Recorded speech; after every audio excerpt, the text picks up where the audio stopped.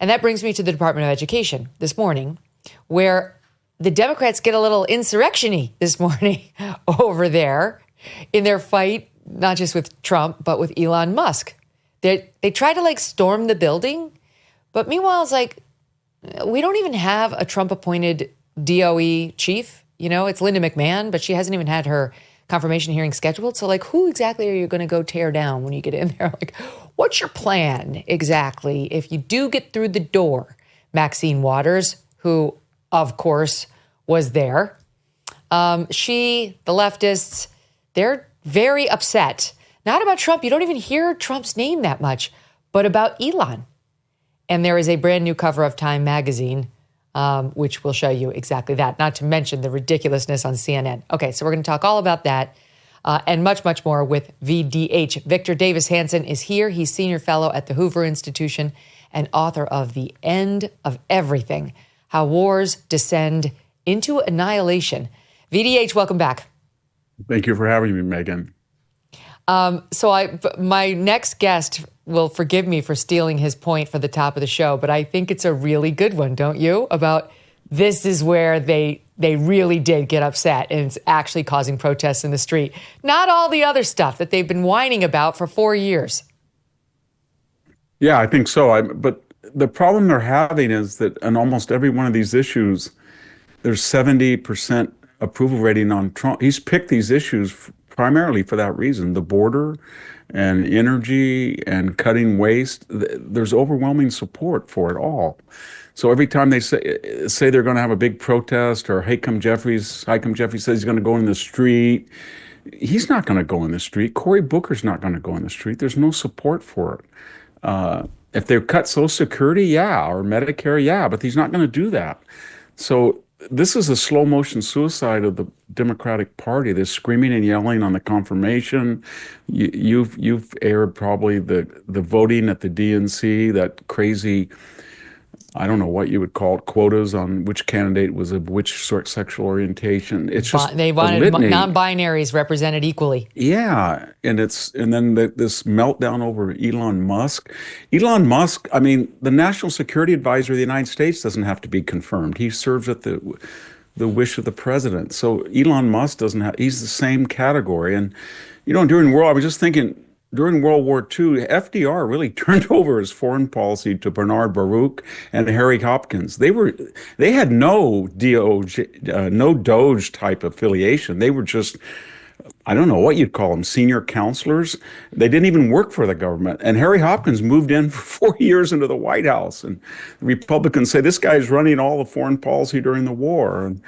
And then if you think about the scientific stuff that Elon's trying to do and bring coding and everything in for efficiency, they just turned over the war effort on the War Production Board. These guys weren't elected. They were not confirmed. Henry Ford, Henry Kaiser, William Knudsen, they just rebooted the entire American economy.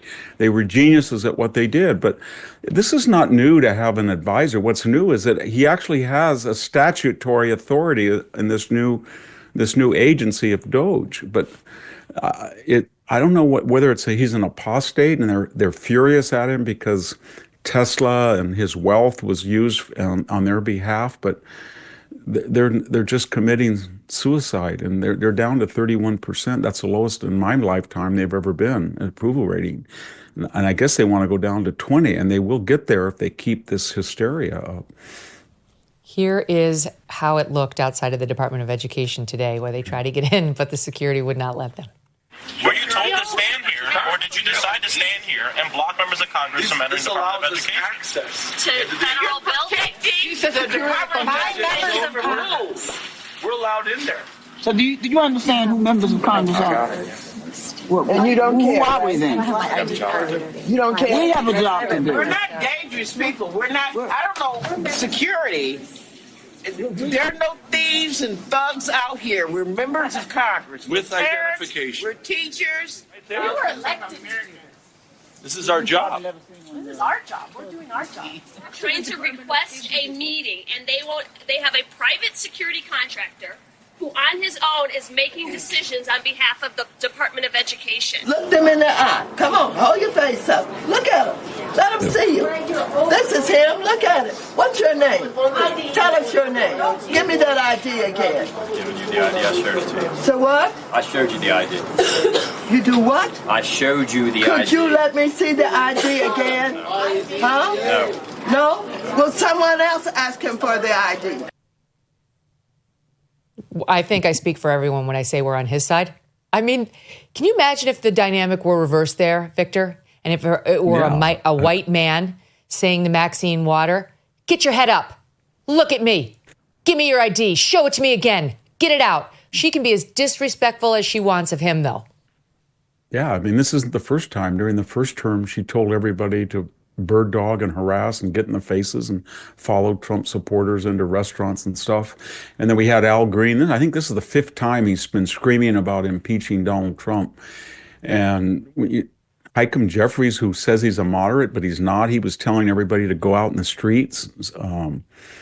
Cory Booker is replaying the Spartacus role of the confirmation hearing of Kavanaugh. He's screaming and yelling about, as if he's Winston Churchill, we're going to fight on the beaches and all this. It's insane. And they don't understand that most people, I'd say the vast majority of people are so sick of it. And they just want to cut the size of government. They don't want to give the BBC 8% of its budget. They really don't want to do that. They don't want to pay for the subscriptions of bureaucrats to Politico. That's beside all the trans and gay stuff.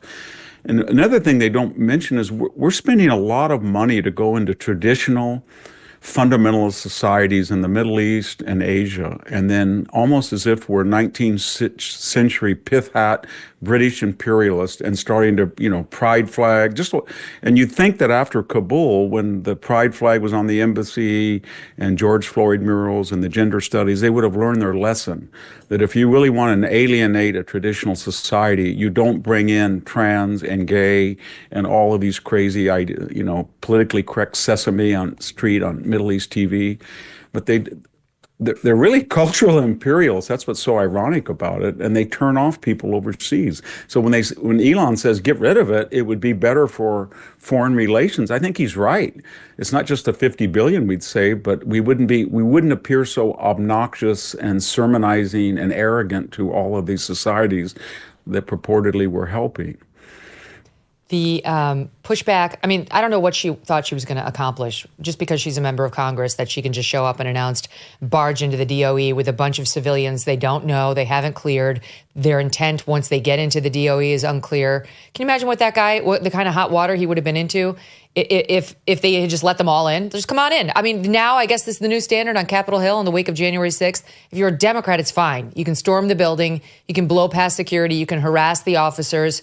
That's all good. I was told that was really bad and insurrection-y, but I guess Maxine Waters can get away with it. So that's one thing, because they're going to cut federal jobs, and that's what she's really upset about. We continue to face uncertainty when it comes to the economy, with a perfect storm brewing as Social Security and Medicare hit a breaking point, as the largest generation is hitting retirement. A smaller workforce means a smaller tax base. You pair that with our growing national debt and our rising cost of living, and we could have a very big problem on our hands. So what are you doing now to protect your family for the future? Are you diversifying? Gold can be very useful to you in this. It can be a safe haven in hard economic times. And Birch Gold has a super great reputation, and they will make it very easy to diversify a portion of your savings, if you so choose, into physical gold. Birch Gold will help you transition an existing IRA or 401k, in whole or in part, into an IRA in gold, and it will not cost you 1 cent out of pocket. Protect your future today. Text MK to 989898 and get your free info kit on gold and a copy of The Ultimate Guide for Gold in the Trump Era with a foreword by Donald Trump Jr. There's no obligation, just information. Birch Gold has earned the trust of countless Americans looking to safeguard their savings. You just text my initials, MK, to the number 989898 today. Thanks so much for watching. If you like what you just saw, hit the subscribe button for more clips and full episodes.